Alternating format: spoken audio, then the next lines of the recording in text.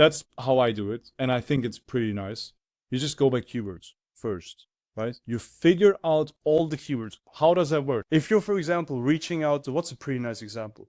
Let's take 3PL, third-party logistics companies, right? So supply chain management, fulfillment help for e-commerce businesses. So we have e-commerce businesses, they're here. They have their customers, they're here.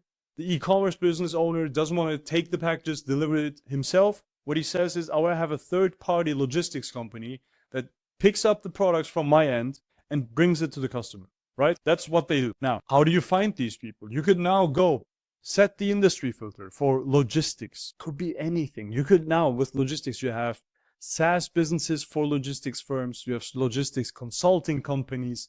You have logistics engineering companies. You have all of these things, right? What I do instead is I just type in keywords. And I think I have the keywords somewhere over here. Let me actually find them for a second. Ha! Guess what? I found them. So imagine this. You have the following keywords. We have these ones. Like we want to include all of these. These are include. You also can exclude. And we're going to get into exclusion in a second. So include, right? We're including 3PL. We're including third-party logistics or fulfillment. And either one of these three in combination with e-commerce or e-commerce or DTC, direct to consumer, or Shopify or Amazon. So we could have fulfillment Amazon, fulfillment Shopify, fulfillment DTC, fulfillment e-commerce, or e-commerce, right? Same for 3PL. We got 3PL e-commerce, 3PL e-commerce, 3PL DTC, 3PL Shopify, 3PL Amazon, right? That's what we're doing right now. Now, the coolest thing about that is you could now add not, and then you can start with, maybe you find a consulting firm in your prospect list. You have ListKit open right now. Like ListKit is open. ListKit's open and you're looking at it and it shows you a preview of the people that you have in your prospect list. Now, you see a consulting firm. What you're going to do now is consulting, remove that. Done. No consulting firms. And then you see an agency. And then you say, well, I don't want to have agencies in there. Let's remove the agencies. And then you found, I don't know, some engineering thing. Engineering, gone.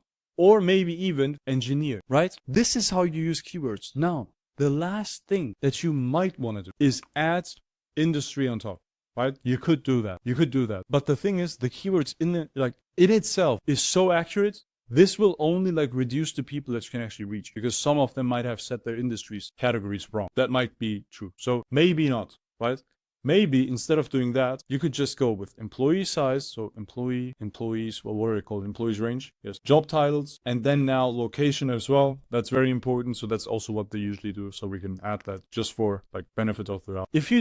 If you set these filters in that manner, they'll be huge for you. That will be huge. And the coolest thing about the keywords thing is I don't even need to give you a script. I just need to give you the competence to do it because now what you need to do is you set the first keyword that comes to mind. So let's say it's cold email, right? You set up cold email and then you see a bunch of different, say, prospects or companies. And now you go through the company descriptions and you find let's say with the cold email thing, you find something with email marketing, right? Like newsletters. Now you could go ahead and say, okay, I don't want to have any newsletter agencies in there. I don't want that. So let me go into the not, right? And then add newsletters in there. That's how you can go about this. This is very dynamic. This is very, very easily doable. This doesn't take too much time and it's extremely nice.